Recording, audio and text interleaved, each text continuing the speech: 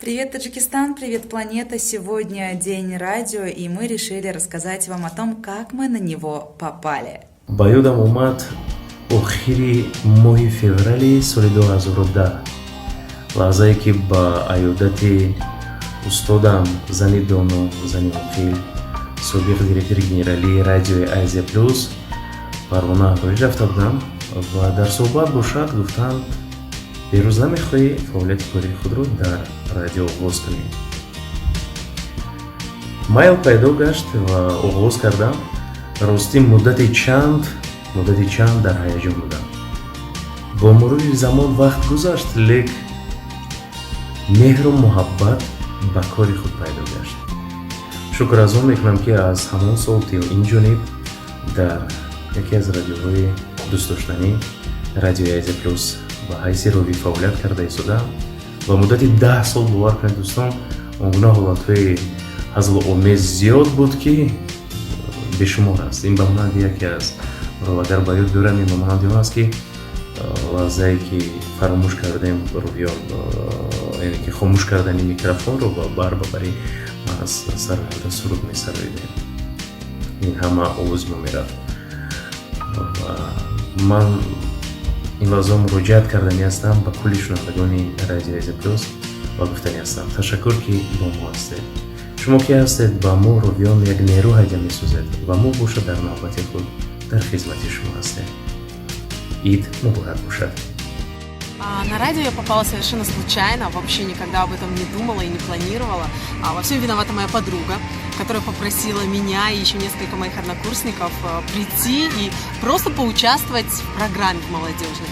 И вот с тех пор прошло уже почти 13 лет, как я впервые появилась в студии на радио и перед микрофоном села и серьезно сказала, что я готова. И вот с тех пор действительно готова, и я очень люблю свою работу, люблю своих коллег, поэтому искренне поздравляю их с Днем Радио. Хочу пожелать море позитивных эмоций, креативных идей, хорошего настроения, крепкого здоровья, и чтобы мы всегда были на одной волне. Все произошло достаточно спонтанно. Я, в отличие от своих коллег, не проходил жесткий отбор. Это был февраль месяц 2015 года.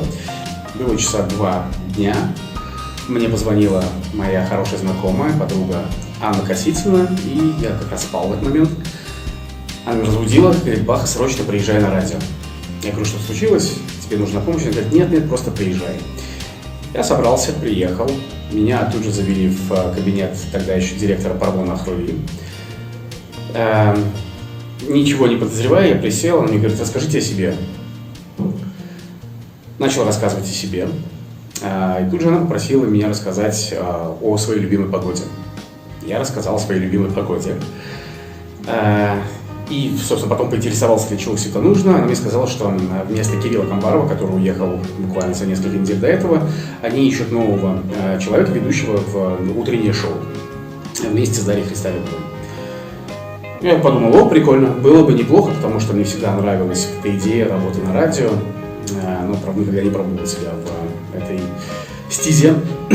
Дальше мы пошли в кабинет звукорежиссера, мне дали текст и попросили его записать в 3 разных вариантах. Это обычный, дикторский, сексуальный и описать своими словами. Я все это вроде как сделал, и мне предложили, в принципе, постажироваться, несколько дней походить, посмотреть, как работает радио, в принципе. Я походил, и на 3-й день я вышел в эфир. И вот таким вот образом я очутился на радио, где и работаю по сей день. В 2009 году я ушла с русского радио РЕНО и решила заняться на какое-то время самообразованием.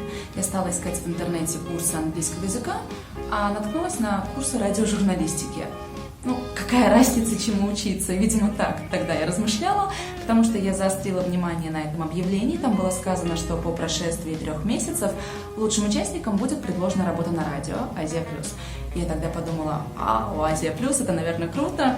Может быть, у них и курсы английского есть. Шучу. В общем, я пошла на эти курсы, но меня не то что на радио, меня сначала на них не хотели принимать, потому что, как оказалось, это было только для студентов журфака. Ну а я на тот момент уже университет закончила, я по первому образованию психолог, но почему-то все-таки администрация передумала, и после интервью они меня приняли. И, по всей видимости, не зря, потому что не через 3 месяца, а через месяц я уже была в прямом эфире Радио Азия Плюс. Правда, тогда я вела не развлекательное шоу, а это была серьезная журналистика, это была правовая программа. Хихоньки-хахоньки, это все на тот момент было не про меня далеко. И я очень серьезно, очень ответственно подошла к этой работе. Я помню свой самый первый выход в прямой эфир. Я так переживала, что я забуду название компании партнера моей передачи, что я постоянно ее вот так вот повторяла перед эфиром. И когда микрофон мне включили, я с радостью и гордостью сказала: «Всем привет, с вами Дарья Хильвитас». Такое вот было. салом мардуми ҳиматбаланд, гуландон ҳастам роҳи шоу барномаи навзирӯз дар радиои Азия Плюс. имрӯз аллакай санаи 7 май аст. рӯзи радио ҷашн гирифта мешавад. кулли ҳамкорон, ҳамкасбон ва шунавандагони азизу меҳрубонро бо ин рӯз табрику таҳният намуда пеш аз ҳама ба шумо саломатӣ, иродаи қавӣ ва хушнудиро орзу мандам.